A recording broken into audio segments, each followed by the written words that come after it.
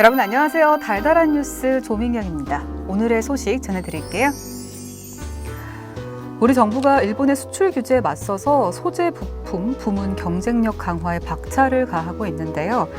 정부가 주도하는 연구개발에 대기업이 적극 참여하도록 지원할 방침입니다. 정부가 소재 부품 분야에서 자립하기 위한 연구개발 제도 개선안을 마련했습니다. 지난 5일 발표한 소재 부품 장비 경쟁력 강화 대책의 후속 조치인데요. 그동안 소재 부품 산업의 대외 의존도가 높은 원인으로 중소기업이 관련 기술을 개발을 해도 수요기업인 대기업이 활용하지 않는 구조가 지목돼 왔습니다. 이에 정부는 대기업과 공급기업의 협력 기술 개발에 대한 인센티브를 강화하기로 했습니다. 앞으로 대기업이 정부 주도 R&D 사업에 수요 기업으로 참여하면 중소기업 수준의 출연금 지원과 현금 부담만 해도 됩니다. 기술 개발이 시급하면 정부가 연구개발 수행기관을 미리 지정해 추진하는 정책 지정 방식을 활용합니다. 이 밖에 R&D 목표 달성에 실패해도 성실 수행으로 인정되면 관련 규제에서 제외하는 등 도전적 R&D를 장려하고 연구자의 부담도 줄이기로 했습니다. 다음 소식입니다. 수도권 투기과열지구 내 민간택지 분양가 상한제 적용을 받게 되는 주택의 전매 제한 기간이 10년까지로 확대가 됩니다.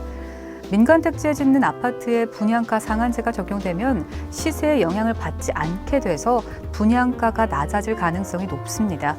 낮은 분양가와 시세 사이 과도한 차익을 얻기 위해서 청약시장이 과열될 우려가 있는 상황. 이에 정부는 분양가 상한제가 적용되는 수도권 투기과열지구 민간택지 전매 제한 기간을 기존의 최대 4년에서 10년으로 확대하기로 했습니다. 정부는 이와 함께 수도권 공공분양주택에 적용되고 있는 최대 5년의 거주 의무 기간을 올해 안에 민간택지 분양가 상한제 주택에도 도입하는 방안을 추진할 계획입니다. 또 그동안 전매 제한 기간 불가피하게 집을 팔아야 하는 경우 한국토지주택공사 LH에서 우선 매입을 했는데 이 제도가 활성화됩니다. LH는 매입한 주택을 임대주택으로 공급하거나 수급 조절용으로 활용할 예정입니다.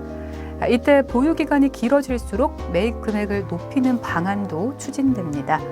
국토교통부는 이번 조치로 평균 분양가가 현재 시세의 70에서 80% 수준 떨어질 것으로 전망을 했습니다. 구체적인 지정 지역과 시기는 주거정책심의위원회에서 시장 상황을 종합적으로 고려해서 결정할 계획인데요. 주택법 시행령 개정안은 오는 14일 입법 예고를 거쳐서 이르면 10월 초 공포 및 시행될 예정입니다. 오늘 마지막 소식입니다. 가볼 만한 산업관광지 20선을 뽑아봤는데요. 국내 최대 규모의 옹기 집산지 울산시 울주군에서 장인의 옹기 제작 모습을 직접 감상할 수 있다고 하고요. 전북 완주에 위치한 대승 한지마을에서는 다양한 한지 작품을 만나볼 수 있고 합천 영상테마파크에서는 영화 속 주인공으로 변신할 수도 있다고 합니다. 특색 있는 체험이 가능한 산업관광지 20곳이 공개가 된 건데요. 산업관광이란 1, 2, 3차 산업 현장을 대상으로 참여 기업과 더불어서 지역 경제를 활성화하는 취지로 만들어진 관광 형태입니다. 앞서 보신 것 외에도 현대 모터 스튜디오와 삼성 이노베이션 뮤지엄 등 기업 박물관도 있고요. 테마파크가 기반이 돼서 견학과 직업 체험 등이 가능한 곳도 있습니다.